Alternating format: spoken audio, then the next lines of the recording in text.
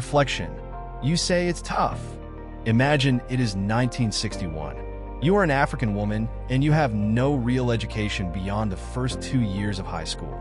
You leave your village in search of a better life in the city where your sister lives. Then you get drawn into the public protests of the times, resulting in a beating that leaves you half dead. You flee to another country because half your friends have either been killed, are in jail, or have also fled. Some of your young male relatives leave to go to be trained to be part of the struggle, never to return alive. In this foreign land, you are not allowed to get jobs that might compete with locals. You try to start something, buying and selling secondhand clothes, but the authorities raid and take your stuff, more beatings.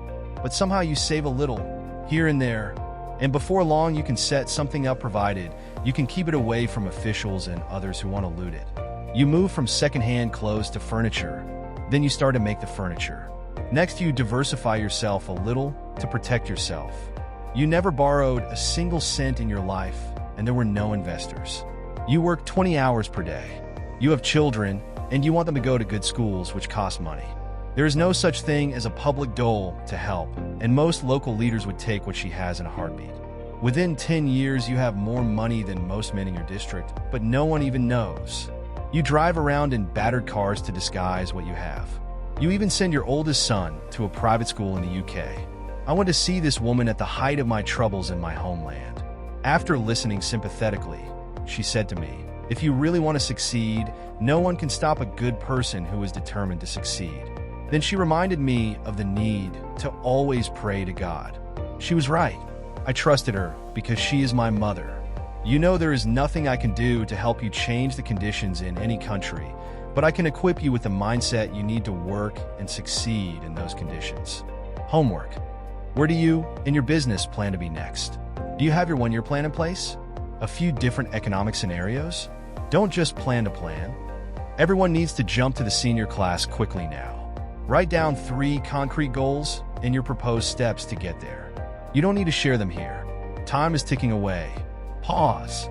A case study for you. A young entrepreneur developed an exciting new product and approached a bank for a loan. The banker looked at his product and assessed his business plan. Then he called the young man over.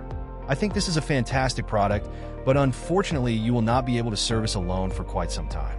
What you need is equity from investors. I suggest you approach some wealthy people in the community and ask them to invest."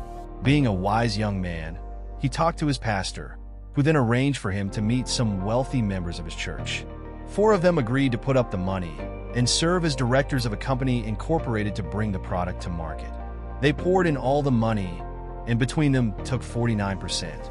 The business grew, and soon there was plenty of cash. The board of directors gave him a nice salary. Then one day, he made a request at a meeting. He wanted a loan to buy a house. The directors refused, insisting the company could not afford it. Given that there is enough money to cover his request, do you think he should put the matter to a vote, given that he has the so-called 51%? Or better still, should he just take the money, given that he has control? Pause. How do I make you understand this? Investors are not interested in profits. When they invest in a startup, they want growth. An investor who wants profits invests their money into a well-established company that has a track record of paying dividends profits.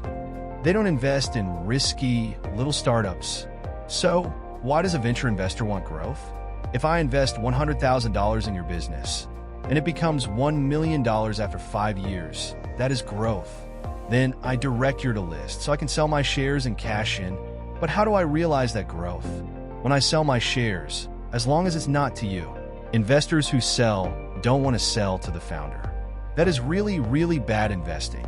A founder who dreams about buying back the shares from an investor cannot be trusted to manage in the common interest of everyone. This is how modern business works. This is not about the bus operator in your district who owns a big fleet and always seems to have cash.